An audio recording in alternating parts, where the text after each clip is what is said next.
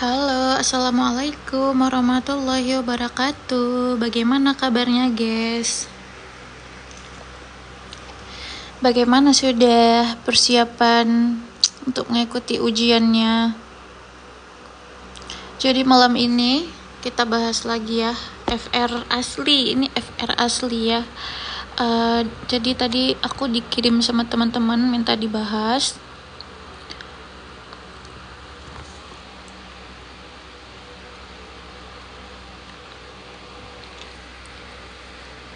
Jadi kita tunggu 4 menit lagi lah ya, biar teman-teman yang belum join pada join dulu, biar nggak ketinggalan ya. Karena aku khawatir di TikTok itu kadang videonya itu rekaman live-nya itu kadang suka error.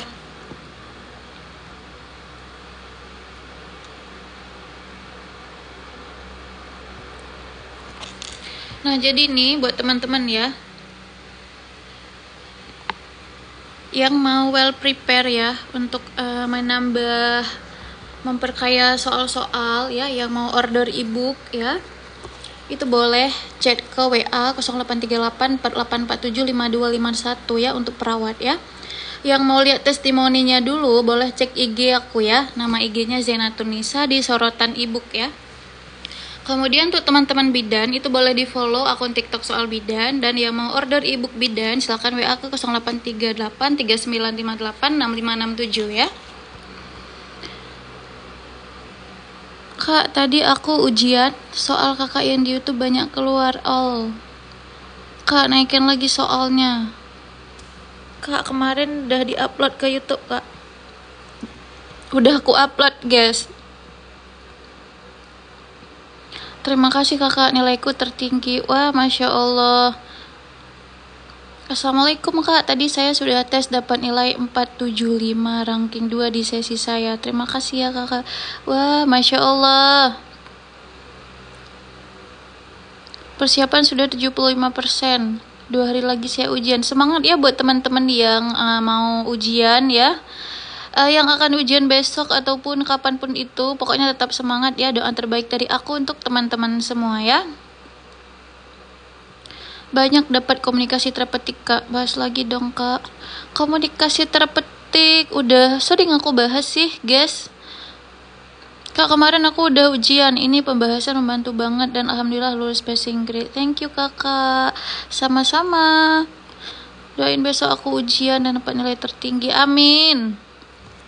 Minta doanya Kak Nisa dan semuanya, besok saya ujian. Salam dari Cirebon. Semangat kakak Elis. Doa terbaik ya dari aku untuk teman-teman semua. Hide comment. Kok hide comment? Gimana cara hide comment?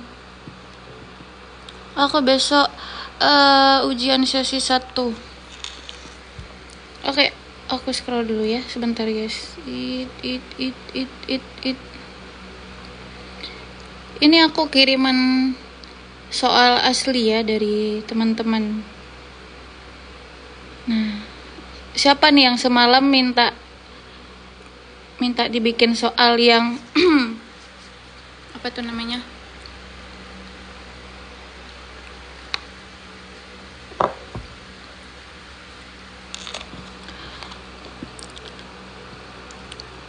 Yang kasusnya tuh panjang-panjang, terus hot. EWS, MEWS, PEWS. Makasih Kak Nisa, mudah-mudahan besok diberi kemudahan, amin. Ayo teman-teman silakan dijawab.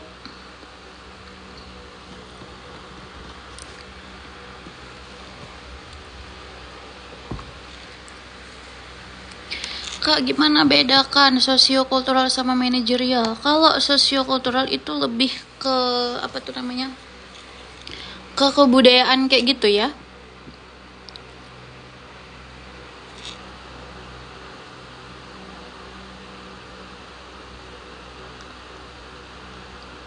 Kalau manajerial itu lebih ke integritas.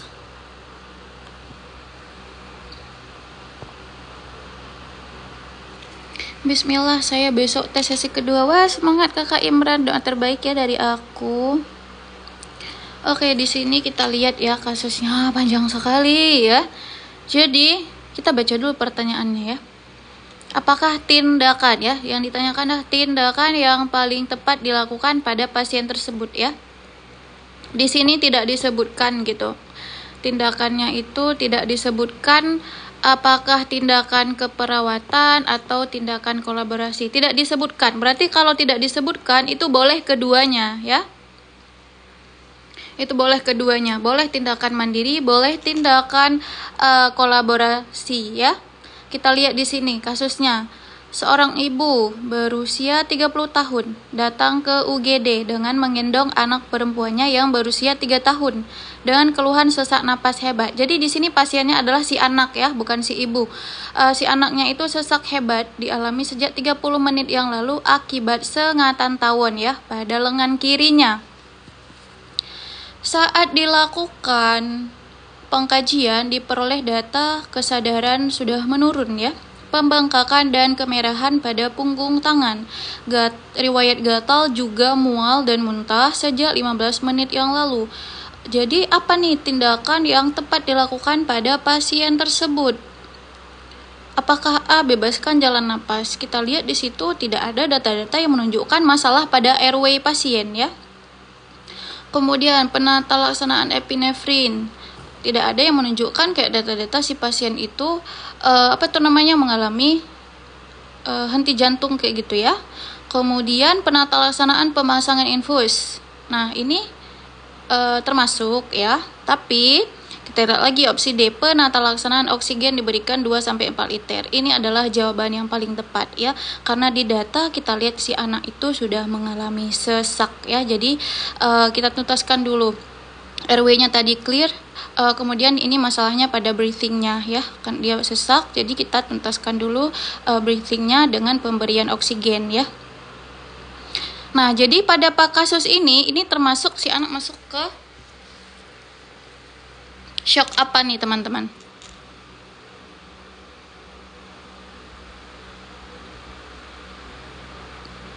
Halo teman-teman, si anak ini mengalami shock apa? Kak, saya sudah tes tanggal 21 dapat nilai 495. Terima kasih Kak Nisa. Wah, Masya Allah. Selamat ya Kakak Yoga.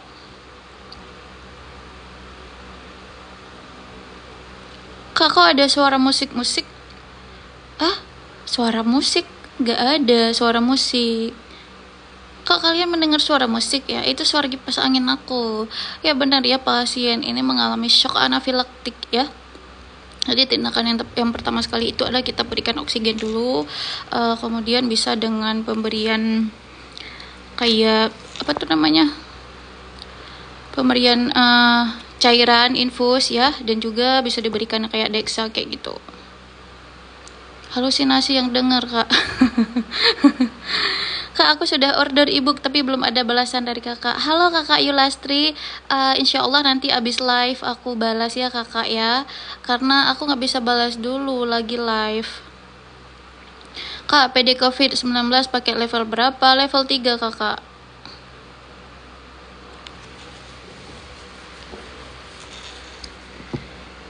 Oke, sudah clear ya untuk soal nomor 1. Guys.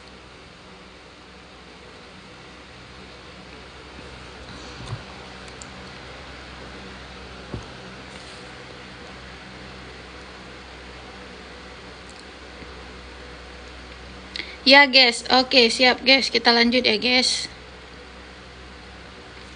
Poli TB pakai EPD level berapa kakak? Poli TB kan beresiko sedang ya, itu pakai EPD level 2. Jawabannya D, iya kakak, pemberian terapi oksigen ya. Jadi kalau ada pertanyaan yang ditanyakan itu adalah tindakan, teman-teman harus fokus ya. Di situ teman-teman harus fokus benar-benar memperhatikan yang ditanyakan itu adalah apakah tindakan mandiri perawat, apakah tindakan keperawatan. Berarti kalau ditanyakan tindakan mandiri perawat atau tindakan keperawatan itu berarti benar-benar tindakan mandiri kita ya, nggak ada kita memberikan terapi obat-obatan kayak gitu, terapi oksigen, tapi benar-benar tindakan mandiri kayak pengaturan posisi kayak gitu ya. Tapi kalau di pertanyaannya adalah apakah tindakan yang tepat dilakukan gitu, nggak spesifik gitu ya, itu berarti boleh keduanya ya. HIV level 2 kakak, ini sudah pernah aku bahas juga ya tentang APD.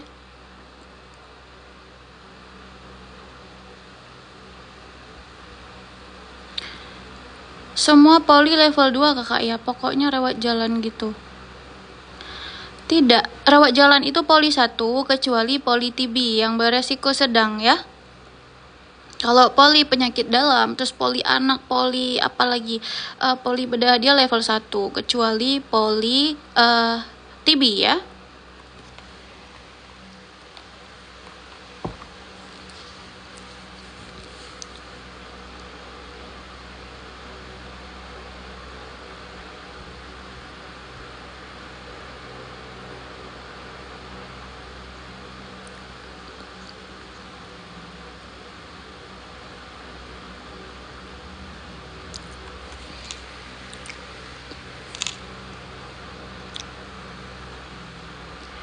Poli TB level 2 kakak. Live semalam udah aku upload kok di YouTube. Aku melihat di sini ramai teman-teman menjawab abside. Kenapa? Teman-teman menjawab abside. Kenapa dipasang needle torakosintesis? Aku mau nanya dong, kasus ini pasiennya dengan apa?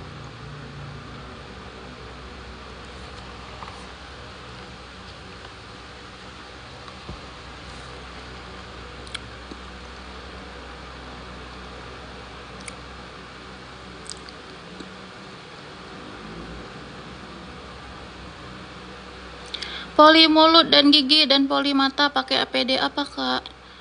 Poli mulut dan gigi biasanya aku lihat pakai APD level 1 sih. Bagaimana teman-teman yang lain? Nih ada teman-teman yang nanya nih, untuk poli mulut dan gigi, poli mata pakai APD apa kak? Menurut aku level 1 ya, yang aku lihat di lapangan juga level 1.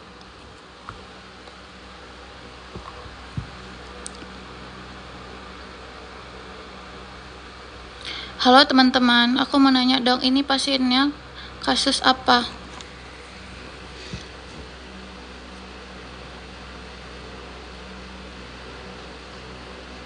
Kenapa teman-teman tension pneumotoraks?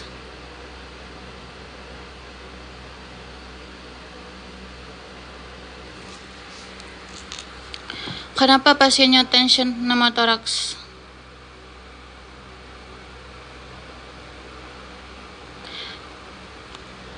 Tapi ini ada tanda krepitasi.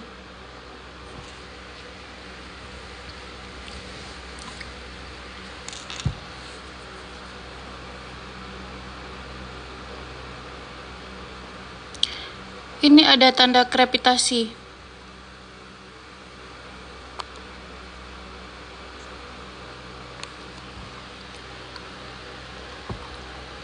Krepitasi itu menunjukkan apa? Pokoknya krepitasi itu menunjukkan adanya full chest ya.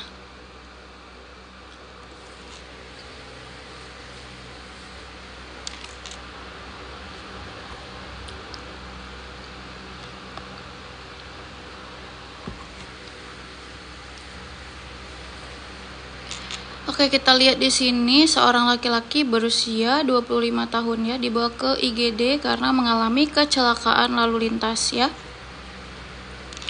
Kemudian akibat terjatuh dari motor 30 menit yang lalu. Pada saat pengkajian itu diperoleh data pasiennya itu mengeluh nyeri dada sebelah kiri ya. Dia mengeluh nyeri dada sebelah kiri ya, sebelah kiri. Terutama bila menarik napas. Sesak napas juga. Tekanan darahnya itu 130/90. Nah, di 90 napas 30 kali per menit ya, sesak ya. Suhunya itu 37,0 tampak jejas pada area dada. Kemudian adanya krepitasi ya, yang menandakan adanya trauma patah tulang ya. Kemudian penggunaan otot bantu pernapasan dan bunyi ronki paru. Ini kayak pengecoh aja bunyi ronki. Jadi intervensi yang tepat dilakukan pada pasien tersebut adalah Apakah kolaborasi pemberian analgesik, penata laksanaan O2 sebanyak 2 berapa liter nih? Ketutupan komen. 2 liter, posisi yang nyaman, penata laksanaan needle torakosintesis dan pasang WSD. Nah, jadi pada kasus ini pasiennya mengalami flail chest ya, di mana ada tanda krepitasi dan juga penggunaan otot bantu pernapasan ya. Kalau misalkannya tadi tension pneumotoraks, itu biasanya pasiennya itu dadanya itu nggak simetris ya, di mana dada yang sebelah kiri, dia kan ini mengeluh nyeri di dada sebelah kiri. Pada pasien yang mengalami tension pneumotoraks, dada yang sebelah kirinya itu ekspansi parunya itu tidak sama ya dengan dada sebelah kanan. Jadi tindakan yang tepat diberikan pada pasien ini adalah yang pertama dengan pemberian oksigen ya, kemudian bisa dilakukan kolaborasi pemberian analgesik ya, karena pasiennya itu nyeri, dan juga pengaturan posisi.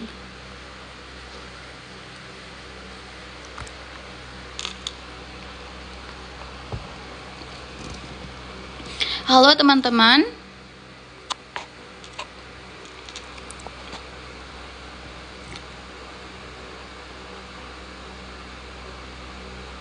Apakah sudah clear?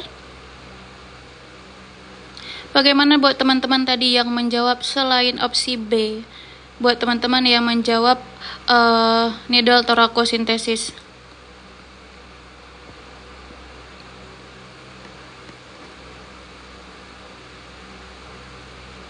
Ya, tanda krepitasi ini merupakan salah satu tanda dari flail chest ya.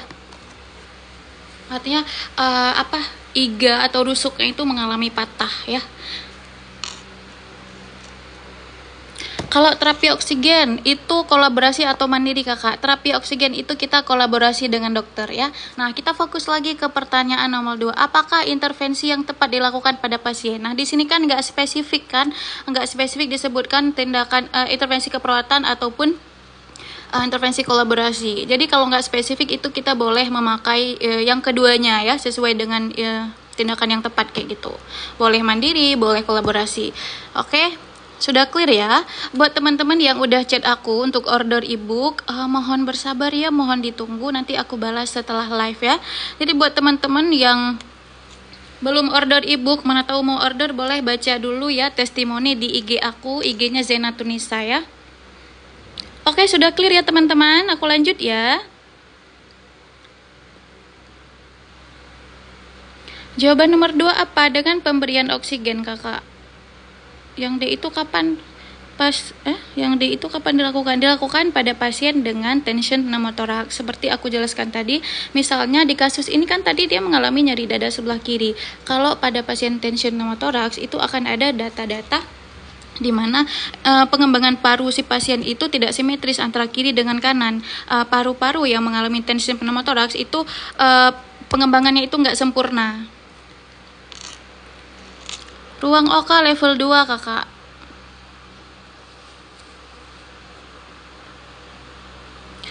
KO2 8 LPM pakai apa? 8 LPM bisa pakai dengan simple mas.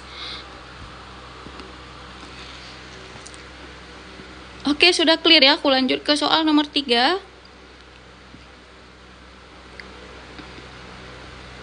Ruang oka bukannya level 3 ya, Kak? Emangnya ruang oka pakai cover all ya? Pakai hazmat kayak gitu.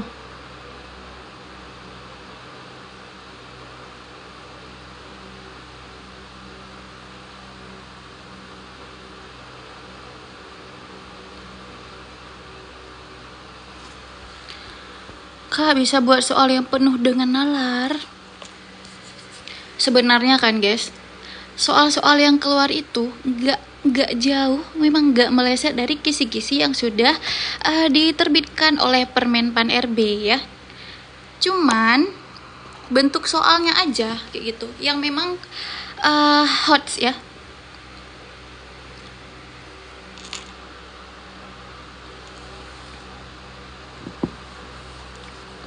HOTS itu adalah soal-soal yang memang penuh nalar, penuh analisa tinggi kayak gitu. Jadi di soal itu ada beberapa persen yang tingkat kesulitannya itu mudah, menengah, dan hot.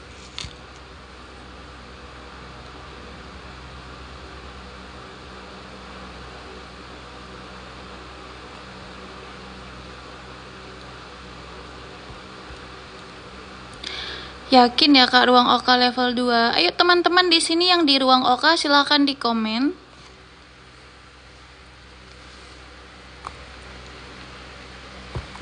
Kalau yang dari aku lihat level 2 sih.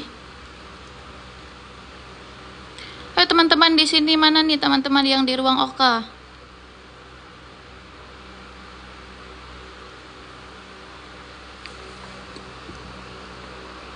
Nah, ini sudah dikomen sama kakak user ya, memang OK itu level 2. Ini kakak K juga komen, iya level 3 Kak kalau di OK. OK level 2 Kakak. Wah, ini mana satu ini? Pakai gaun. Gaun itu dia di level 2 ya. Level 3 itu cover all, kayak memakai hazmat gitu, lengkap semua. Ya, jadi ketutup semua, ujung rambut, ujung kaki semua ketutup, level cover all. Jadi aku nggak pernah melihat sih di OK itu pakai cover all, kecuali yang dioperasi mungkin pasien COVID ya. Iya, pasien positif COVID baru pakai cover all.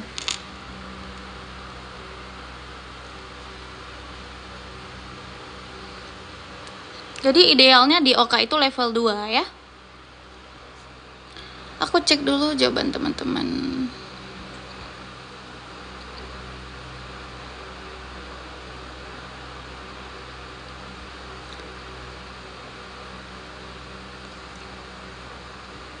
Jawaban teman-teman di sini sangat bervariasi ya.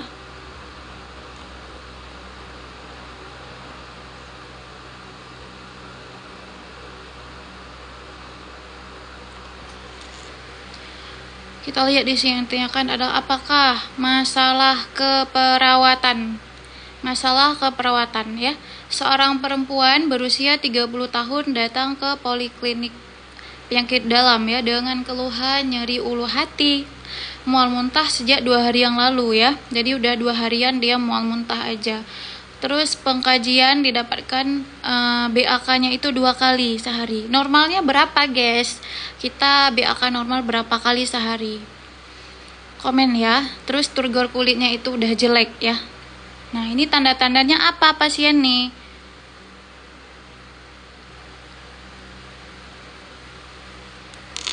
Kemudian temperaturnya itu 38 derajat Celcius ya. Tekanan darahnya itu 110/70. Apakah masalah keperawatan yang tepat pada kasus tersebut? A. Nyeri akut. Di data cuma ada nyeri ulu hati doang ya. Skala nyerinya nggak ada. Terus kualitas nyerinya itu nggak ada. Kemudian apakah nyerinya itu menyebar atau tidak juga tidak ada ya. Jadi nggak ada PQRST-nya itu tidak lengkap ya, hanya cuma ada region aja ya. Nah jadi ini bukan ya, yang A itu bukan. Kemudian hipertermi, kapan kita angkat diagnosis hipertermi?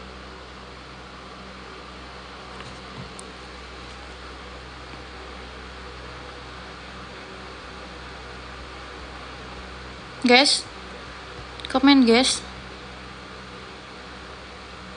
Kapan kita angka diagnosis hipertermi? Ketika temnya itu berapa? Iya benar ya kakak botol. Kalau suhunya itu 38,5 ya, baru kita angkat diagnosis hipertermi. Kemudian gangguan eliminasi urinarius ini nggak bisa kita angkat kalau cuma BAK aja doang di sini datanya ya. Kemudian untuk hipovolumia, nah ini adalah jawaban yang tepat ya. Karena apa? Pasiennya ini udah mengalami dehidrasi ya. Dia udah 2 harian ini muntah. Terus BAK-nya juga udah 2 kali sehari ya. Yang normalnya itu adalah 5-8 kali ya. Kemudian turgor kulitnya udah jelek ya. Nah jadi ini merupakan data-data diagnosis keperawatan hipovolumia ya.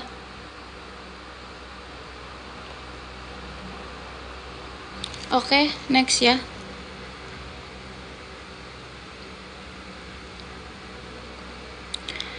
Kak bahas tentang evaluasi kriteria hasil. Nah, kriteria hasil yang diharapkan apa? Tudor kulit membaik ya dari pasien ini. Kemudian status hidrasinya itu baik ya. Kalau suhunya 38,5 bagaimana? Bisa kita angkat hipertermi. Kak, terima kasih tadi udah ujian hasilnya 449, padahal hanya sering ikut apa nih? Live.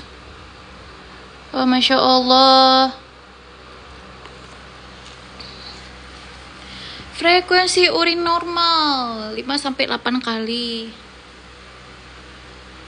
Kak, suhu yang tadi berapa untuk menetapkan diagnosis hipertermi? 38,5. Untuk soal-soal komunitas itu udah banyak aku bahas ya guys. KSP halusinasi, minum obat yang keberapa? Minum obat yang kedua. Yang pertama hardik, yang kedua orbat, yang ketiga cakap-cakap, yang keempat aktivitas terjadwal. Nah, aku melihat di sini teman-teman jawabannya bervariasi ya. Sepertinya teman-teman tidak fokus seperti yang udah aku notice tadi ya. Tadi aku udah notice sama teman-teman harus fokus ya. Kalau pertanyaan yang ditanyakan itu adalah intervensi, harus fokus. Alhamdulillah saya udah lulus kompeten kakak. Wah, Masya Allah, selamat ya kakak Khairani.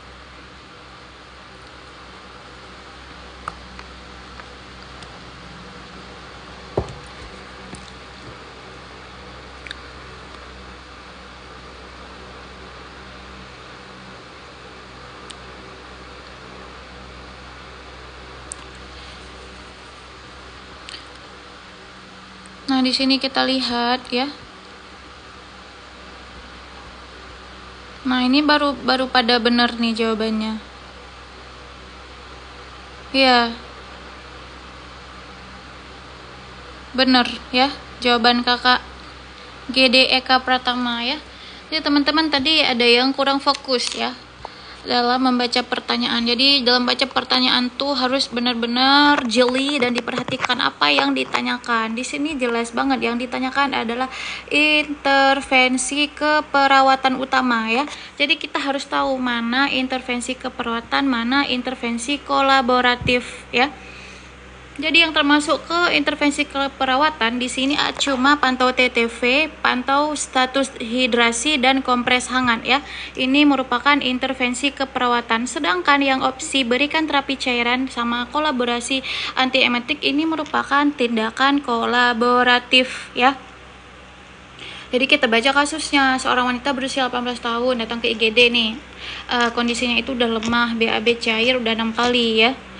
Terus muntah udah 3 kali. Kemudian pasiennya itu udah keringat dingin gitu ya. Kulitnya teraba hangat. TTV-nya itu tensi 100/70 ya. Bagus lah TTV-nya. Cuman tensinya sedikit rendah aja. Manakah intervensi keperawatan utama? Nah, jadi jawaban yang tepat itu adalah pantau status hidrasi ya. Karena diagnosis keperawatan pada pasien ini adalah apa? Sama dengan yang nomor 3 tadi ya. Diagnosisnya itu adalah hipovolumia ya. Jadi kita harus memantau status hidrasi pasien ya. Kalau yang ditanya, misalnya gini nih, manakah intervensi utama pada kasus di atas? Baru jawabannya berikan terapi cairan. Ya. Kalau nggak ada kata-kata keperawatan, itu baru boleh pilih opsi berikan terapi cairan. Ya. Clear ya. Halo.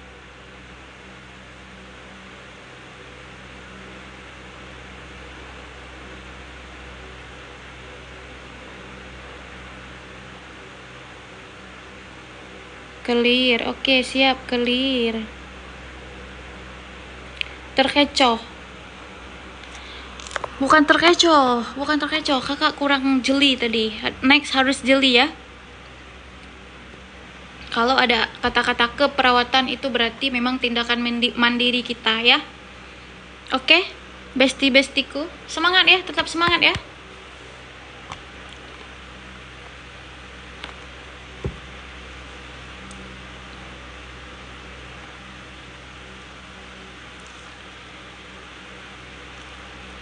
Kak, macam-macam TAK apa aja?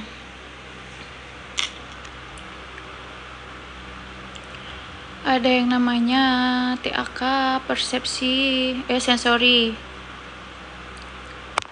Halo, assalamualaikum guys. Apakah suara aku sudah terdengar jelas? Halo, bagaimana ini? Apa yang harus aku lakukan? Sudah jelas? Oke, siap. Akhirnya di sini tuh petir, guys. Makanya mungkin jaringanku error. Ya, sudah jelas ya. Aku kapan nge-lag-nya dari kapan ya? Dari soal nomor 4 sudah clear ya? Emang orang mana? Aku di Kepri, Kakak. Nggak hujan, petir doang. Petir belum tentu hujan, guys. Oke, kita lihat di sini ya. Aku melihat di sini teman-teman bervariasi jawabannya. Jadi kita harus fokus ya. Ini soal HOTS ini, ya. Ini soal HOTS. Jadi yang ditanyakan adalah apakah yang harus dilakukan oleh perawat? Berarti tindakan ya. Tindakan keperawatan berarti seorang ibu usia 35 tahun. Ini soal FR asli ya dari teman-teman. Dia masuk ke IGD dengan keluhan nyeri pada lengan kanan akibat luka bakar ya, setelah terkena air panas. Terus hasil pengkajian didapatkan data luka bakarnya itu derajat 1. Derajat luka bakar udah pernah aku bahas. Kalau derajat 1 berarti lukanya di mana, guys? Gimana lukanya? Ayo di komen dulu, guys.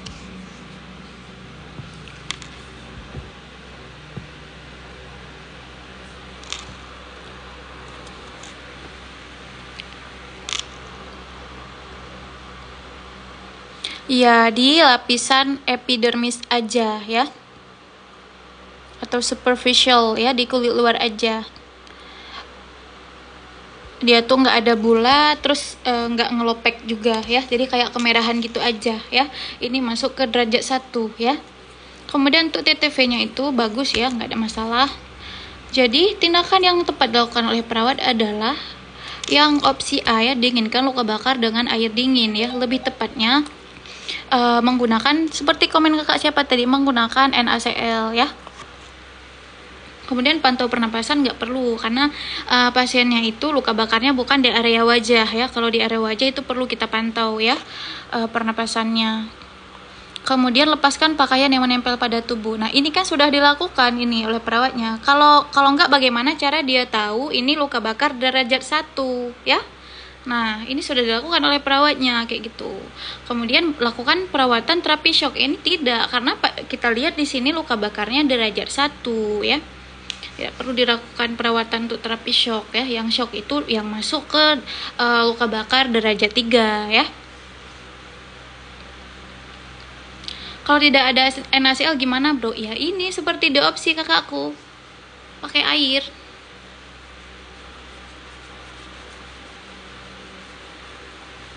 Campur es teh nggak tuh? Perawatan shock itu kayak mana kakak? Apa perawatan shock? Rehidrasi cairan ya. Guyur tuh 2 jalur kiri kanan ya. Masih nge-lag ya? Halo, apakah jaringan aku masih nge-lag? Oh, berarti bukan jaringan aku kakak. Berarti jaringan kakak nih. Oke, siap. Sudah clear?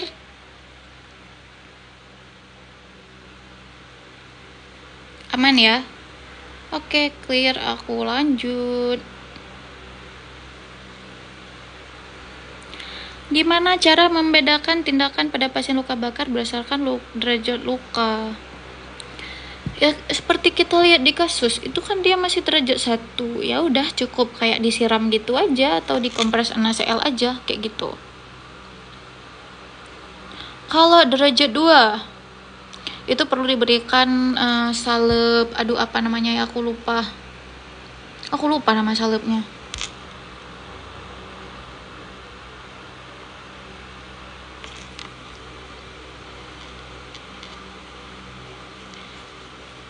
Yang sering aku pakai di IGD tuh apa ya namanya, aku lupa guys.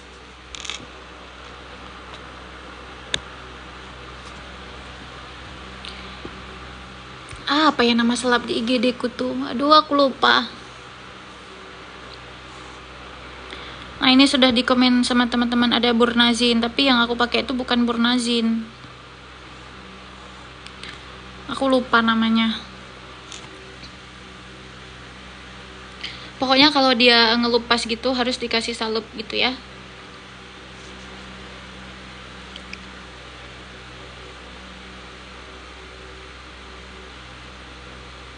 Astagfirullahaladzim, kok sukralfat sirup kakak.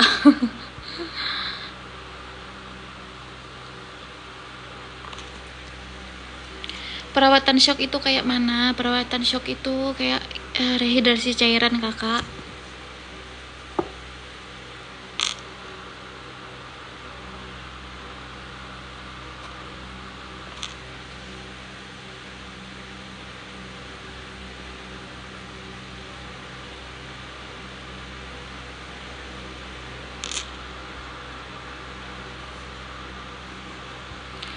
Daun pisang juga bisa kak untuk menurunkan rasa bakar kak.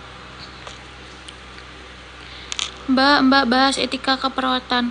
Untuk soal etika keperawatan itu udah pernah aku bahas di video di YouTube aku ya, udah lengkap aku bahas ya kakak. Anak istri yang ku sayang. Di TikTok aku juga ada tapi per part gitu. Kalau di YouTube itu full videonya, boleh cek di YouTube Nurse Nisa ya, atau di TikTok aku ya.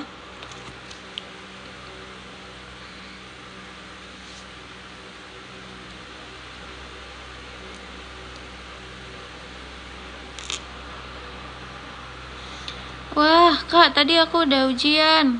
Makasih ya ibunya, sama soal-soal dari kakak ngebantu banget. Tadi ada soal yang dari kakak yang keluar. Wah, Masya Allah kakak Pita. Nah, buat temen-temen nih yang mau order ibu aku, silahkan lihat dulu testimoni yang ada di IG aku ya, di IG Zena Turnisa. Congrats ya kakak Vita Pusvita. Terapi komplementer juga sudah pernah aku bahas ya kakak Wiwik, sudah banyak aku bahas, boleh cek di YouTube aku ya. Oke, kita lanjut.